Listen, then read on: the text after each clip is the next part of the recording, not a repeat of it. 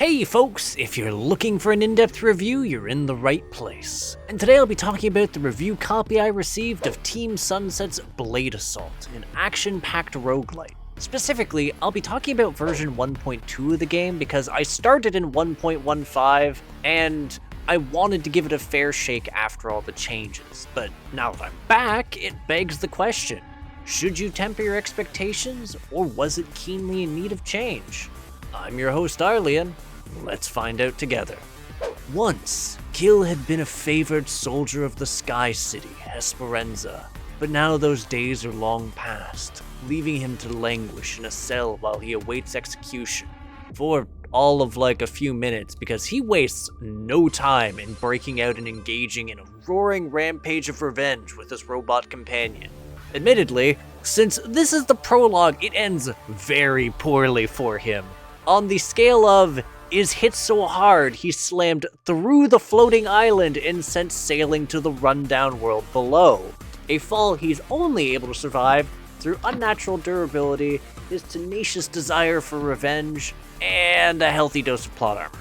That said, his unfortunate circumstances do provide him an opportunity, as he finds himself retrieved by the forces of the Resistance, who seek to overthrow the despotic order enforced by the floating cities and hopefully put an end to their inhumane acts, and perhaps even stemmy the tide of mutants that have emerged due to them.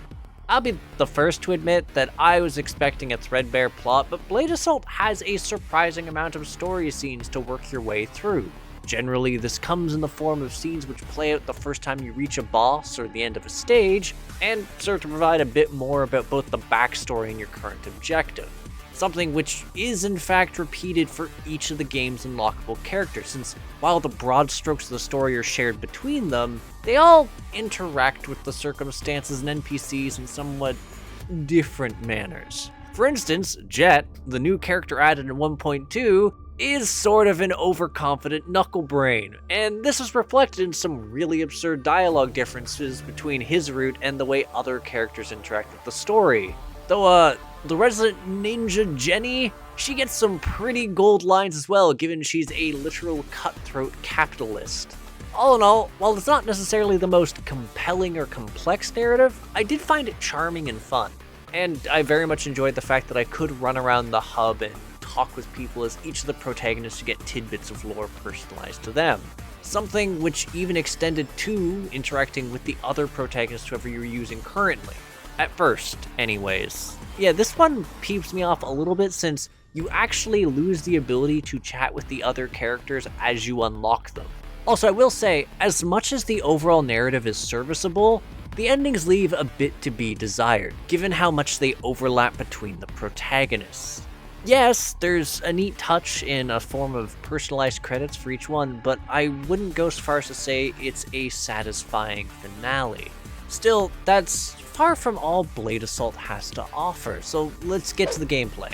First things first, despite all the story bits, this is a combat-centric title, focusing on fast-paced brawler action with some roguelike elements thrown into the mix.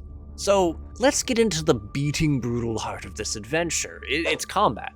While simple enough to get a hang of, there's a surprising degree of nuance to be found here, as each of the game's 4 characters have rather distinct kits. Or in the case of our default choice Kill's case, 3 complete movesets, given that he has a trio of weapons that he can unlock. What's nice about the weapons is they each help to provide a distinct identity to the character on a given playthrough, as not only does it modify the character's primary and skill attack, each character's weapons also have a pool of upgrades you can unlock which further modify how the weapon works. Whether it's by giving you access to certain buffs, modifying the properties of your attacks, or even outright changing how attacks and skills function. That said, your weapon tinkering isn't solely left to the whims of RNGesus in a run. Each weapon also has a trio of substats which you can level up using the data disk metacurrency dropped by bosses. What's nice about these is that while you can only have one active at a given time, these passive modifiers can synergize neatly with certain playstyles, such as those that you can unlock through the careful acquisition of elemental cores. Whilst cores are also another run-specific unlock, they're a very central part of building your character, since not only do they provide fire, ice, and lightning-flavored stat boosts, they also provide you further options to change up how your arsenal works, such as modifying your sidearm. So instead of just being a projectile, it's a flamethrower, or an ice shot that freezes everything near it, or a fire shot. And it can even modify how your dash works to make it more offensive rather than simply a defensive option. Plus, they can grant some really neat things in the form of a super move, as well as the incredibly powerful weapon core system, which provides extremely potent buffs. We're talking things like summoning powerful thunderbolts whenever you hit an enemy, dishing out burns which never time out, or even punishing frost-immune foes with just heaps of extra damage. They're devastatingly useful options to the point that it felt worthwhile to rush getting the hub upgrade that let me start with one. But this has been a whole lot about the setup, and there is a lot of thinking in that, yes, but there's also a lot going on with the actual execution. Each run essentially is composed of you clearing out a series of missions, which essentially has you rampaging through a set of rooms pulled from a randomized pool thematic to that mission, and culminating in a specific boss fight for each area. That said, while this sounds fundamentally simple, there's a lot more going on than vandalizing random objects for currency, cracking chests open for gear items to upgrade your character, and battering baddies. No, the real crux of each area comes with your arrival at its beacon, which promptly sets off an alarm and teleports in a heap of elite enemies once it's been activated. Yup. Before you can collect an area's reward or move on, you're compelled to kick the proverbial hornet nest, a fact which is made all the worse once you realize that your danger gauge is filling up. Whilst normally dormant, this gauge serves as a time limit of sorts for these encounters, given that each time it fills up, it slaps you with a new modifier which will influence you for the rest of the run. Some of these are simple enough, such as a basic boost to the attack or health of elites or bosses, with certain harsher variants also existing, like shields which double enemy health, or an attack boost that continues to escalate the longer an enemy stays alive.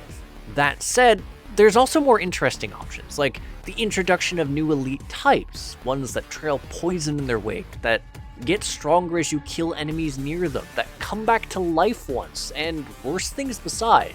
Suffice to say, each one is bad news on their own, but if you drag your heels, or just get unlucky with health-related buffs for your enemies, you can accrue up to 12 of these at once, which serves as a major motivator to scrounge together a functional build as soon as possible.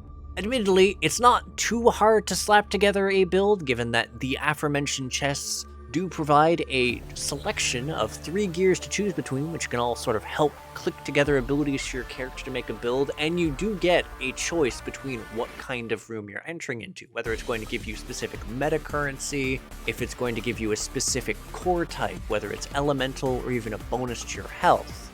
And then we get to the world of Blade Assault post 1.2, where they introduced a few new modifiers, including a trio which are absolutely ruinous because their fundamental purpose is to deprive players of their ability to make choices about their builds and progress.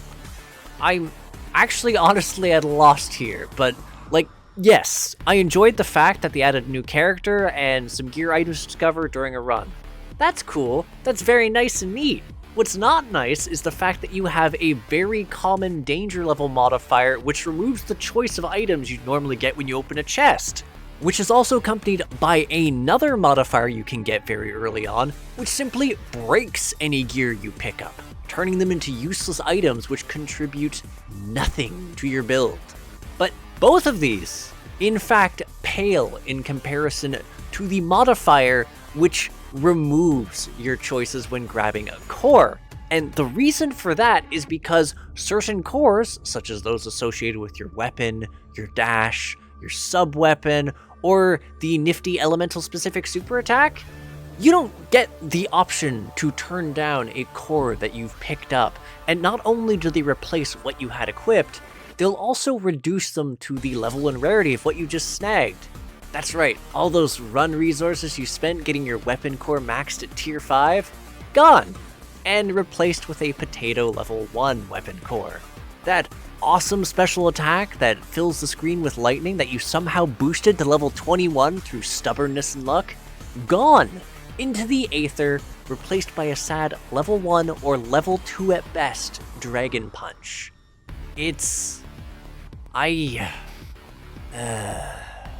And worse still, by the way. This does get worse.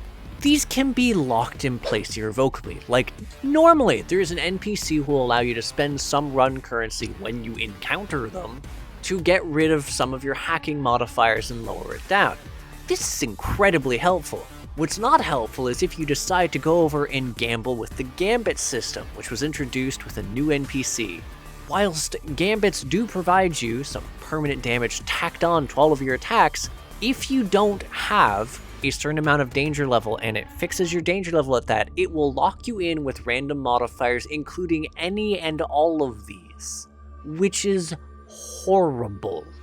It's also horrible if you get something like the new modifier that doubles your dodge and skill cooldowns, since it'll do that before any positive modifiers you have in, so it just will tank your dodge and skill cooldowns to the point of being almost unplayable.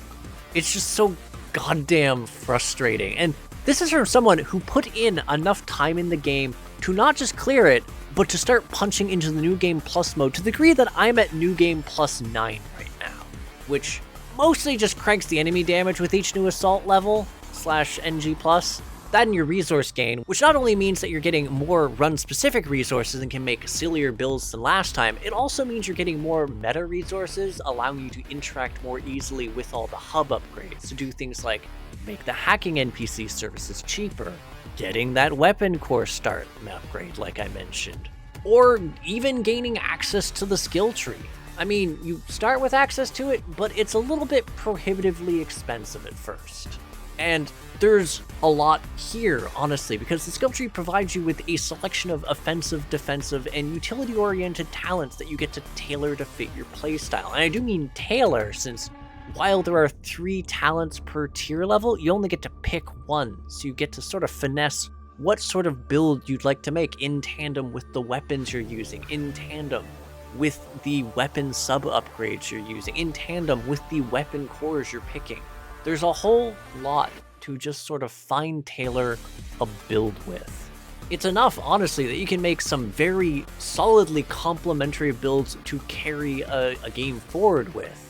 I mean, provided you get the coin meta currency and the levels. Now, character levels I haven't really talked about much, but they only really factor in for here. Your overall account level gradually goes up as you play the game, and this is actually shared between all of the characters. But essentially every 5 levels, you gain access to a higher tier of talents to go and pick between. And then once you pass this, you continue to level for no apparent reason. Trust me on this point, I am over-leveled. It doesn't do anything except potentially afford bragging rights or receipts for my addiction to roguelites.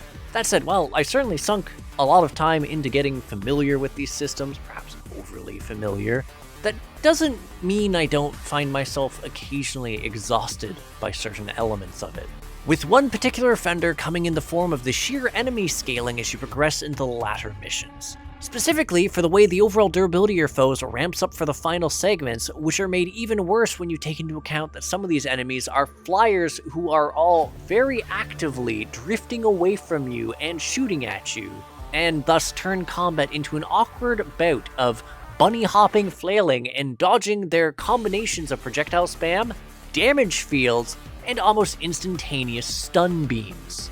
It's a bit dickish, honestly, and this is with me perpetually running glass cannon runs. They still take a while to die, especially when I have an unfortunate modifier like the shield, though I tend to keep them hacked down as low as possible so I can get through them and move on to the bosses, because yeah, while my enthusiasm for navigating yet another mob of tanky, spammy minions continues to evaporate with each fresh run, I still enjoy fighting the bosses that are currently in the game, both for the chaotic glee their fights inspire and the sadistic joy of seeing a well-engineered setup erode their health into pudding. which is part of why I'm very excited at the prospect of more bosses being added into the game at some point. I am waiting for that update so much because I've seen some of those designs. Though, speaking of builds, it is admittedly a bit tricky to properly gauge how they function or their efficiency at times, given the game isn't exactly obvious about how each weapon works, save through trial and error. There's a lack of a glossary or proper tutorial for each one, which is made especially clear once you're given potential weapon upgrades at the forge, and no real way of figuring them out without buying in. And while there's supposed to be a DPS machine in the hub, it doesn't actually provide a readout, so if you're trying to figure out how efficient your build is, good luck! Though, to give the game a bit of credit here, it does at least provide players something to do with their excess meta currency once they've maxed everything out, since as opposed to allowing it to accumulate in the player's inventory forever like some ill-gotten hoard of treasure, you can just offload swatches of stuff and turn it into run-specific currency, so you can majorly boost a given run, which is pretty darn satisfying for those days where you want to absolutely break things and push a character to their limit. And speaking of characters though, I actually have to say, I'm pretty damn fond of the overall visuals in this game. On a fundamental level, I just really like the sprite work. The level design is a lot of fun, there's decent enemy variety, and it's just satisfying to see the protagonists dish out attacks. Whether it's details like how their weapons change in design when you grab an elemental weapon core, or the various weapon skills and discovering what they look like as you try them out, there's a lot to see and appreciate. The sound design isn't bad either, with some decent stage and boss music. It's just, unless you tweak down the sound effects, you can expect the sound of your attacks to occasionally drown it out, given the sheer amount of enemies you'll be piling through without even factoring in all of their attacks firing off constantly.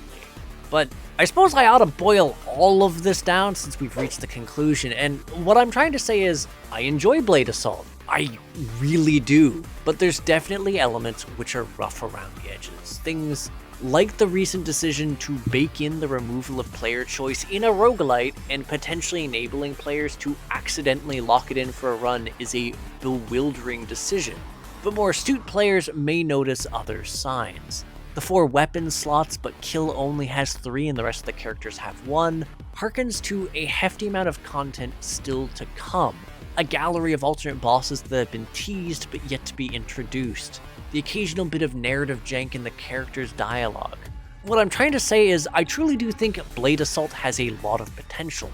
I've had a lot of fun with what's there, and it's abundantly clear that developers are continuing to update it, both to add more content and to continually try and tweak its overall balance.